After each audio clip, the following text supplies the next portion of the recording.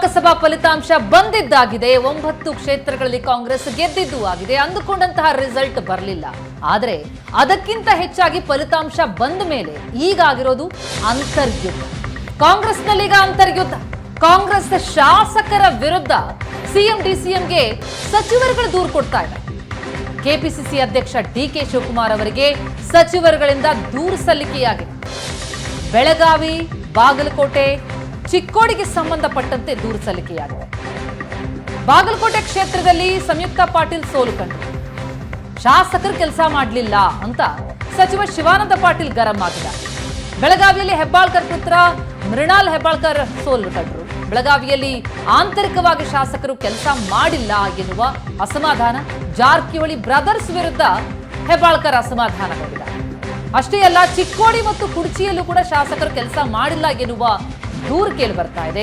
ಲಕ್ಷ್ಮಣ ಸವದಿ ಮತ್ತು ಮಹೇಂದ್ರ ತಮ್ಮಣ್ಣನವರ ವಿರುದ್ಧ ಜಾರಕಿಹೊಳಿ ಗರಂ ಆಗಿದ್ದಾರೆ. ಈ ರೀತಿ ಸಚಿವರುಗಳು ಶಾಸಕರ ವಿರುದ್ಧ ಗರಂ ಆಗಿದ್ದಾರೆ. ಪುತ್ರಿ ಪ್ರಿಯಾಂಕಾ ಗೆದ್ರೂ ಕೂಡ ಜಾರಕಿಹೊಳಿ ಅಸಮಾಧಾನವನ್ನ ವ್ಯಕ್ತಪಡಿಸುದು. ಯಾಕಂದ್ರೆ ಶಾಸಕರ ಕ್ಷೇತ್ರದಲ್ಲಿ ನಮಗೆ ಹೆಚ್ಚಿಗೆ ಲೀಡ್ ಬರಲಿಲ್ಲ. ಈ ರೀತಿ ಕಾಂಗ್ರೆಸ್ನಲ್ಲಿ ಅಂತರ್ಯುದ್ಧ ಜೋರಾಗಿದೆ.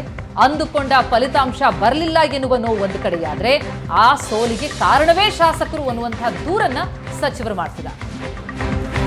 ಎಸ್, ಲೋಕಸಭಾ ಫಲಿತಾಂಶದ ಬೆನ್ನಲ್ಲೇ ಕಾಂಗ್ರೆಸ್ ಪಾಳೆಯದಲ್ಲಿ ಕೆಂಡ. ಡಬಲ್ ಡಿಜಿಟ್ ದಾಟದ ಕಾಂಗ್ರೆಸ್ನಲ್ಲಿ ಪರಾಮರ್ಶೆ ನಡೀತಾ ಇದೆ.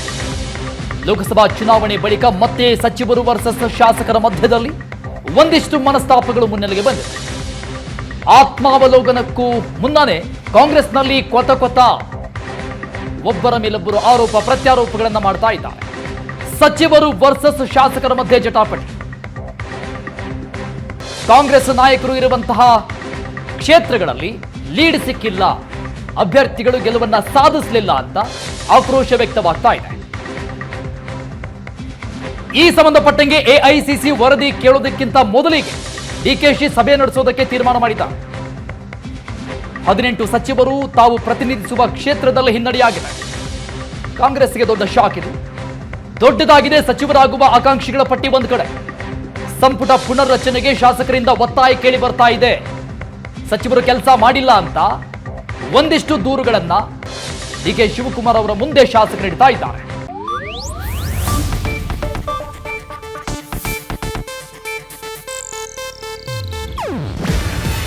ಇದು ಏಷ್ಯಾನೆಟ್ ನ್ಯೂಸ್ ನೆಟ್ವರ್ಕ್ ಪ್ರಸ್ತುತಿ.